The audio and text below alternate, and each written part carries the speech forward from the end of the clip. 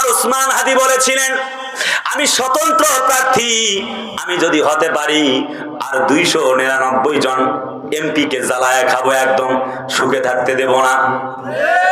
কথা বলেন না কেন?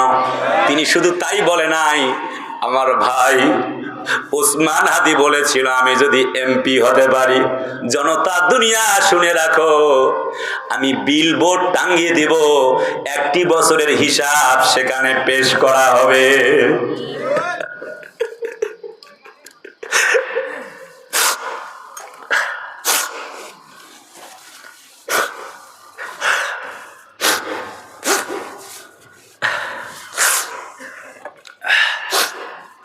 আমার আজ বড়ই মনে পড়ছে আমার উসমান হাদির কথা। কি অপূর্ব সুর আর ছন্দে মানুষদেরকে ডাকছিলেন আমাদের উসমান হাদি। মনে হয় যেন কলিজায় আমাদের যেন দুমড়ে মুচড়ে গেছে। ব্যথিত হৃদয় নিয়ে মর্মাহত হয়ে বলছি, রব্বুল আলামিন আমাদের উসমান হাদিকে তুমি জান্নাতের সর্বোচ্চ মাকাম দান করো।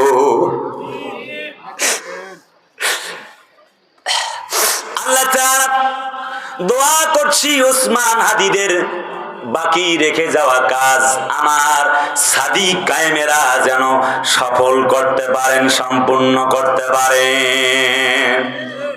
একটু কি আমিন বলা যায় না? চিল্লায় বলেন আমিন।